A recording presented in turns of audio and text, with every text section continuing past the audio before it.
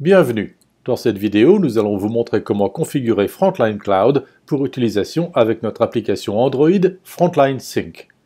Ceci s'effectue en sélectionnant l'option Connexion dans le menu des paramètres.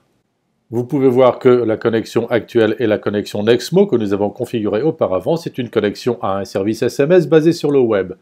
Nous allons utiliser un autre type de connexion pour cette démonstration. Pour cela, nous allons cliquer sur le bouton Raccordement à un réseau mobile.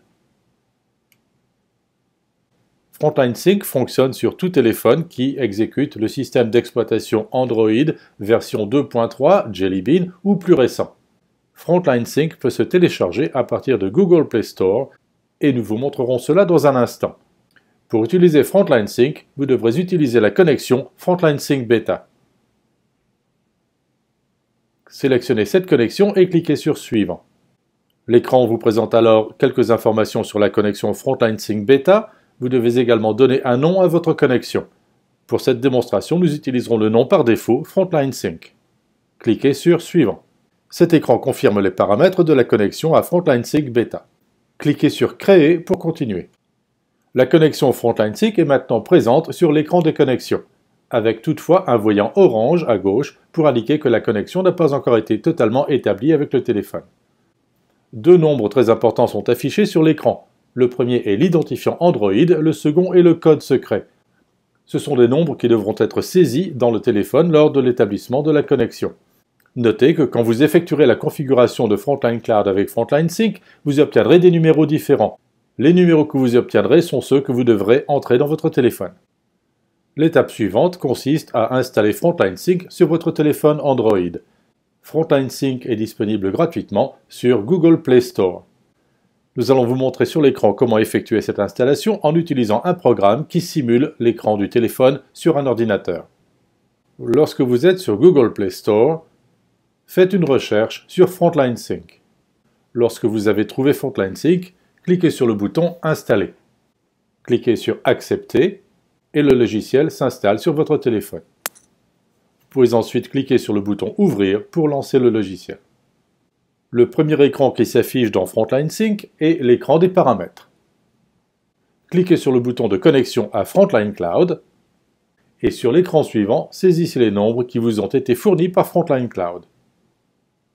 Encore une fois, vous pouvez remarquer que les nombres qui sont saisis dans cette démonstration sont différents de ceux que vous avez obtenus lorsque vous avez exécuté Frontline Cloud. Assurez-vous d'utiliser les nombres que Frontline Cloud vous a été fournis. Cliquez ensuite sur le bouton Update, mise à jour.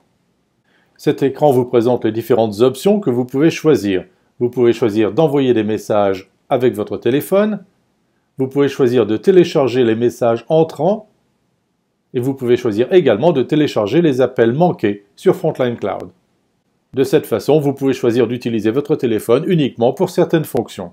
Le curseur situé en dessous vous permet de définir la fréquence avec laquelle Frontline Sync vérifie les messages. La fréquence est réglée par défaut sur toutes les 15 minutes. Vous pouvez la régler sur une valeur supérieure ou inférieure. Pour notre exemple, nous utiliserons une fréquence de 1 minute. Veuillez noter que ceci affecte la durée de vie de la batterie. Plus vous contrôlez les messages fréquemment, et moins la batterie durera longtemps. Lorsque vous avez terminé, cliquez sur Update.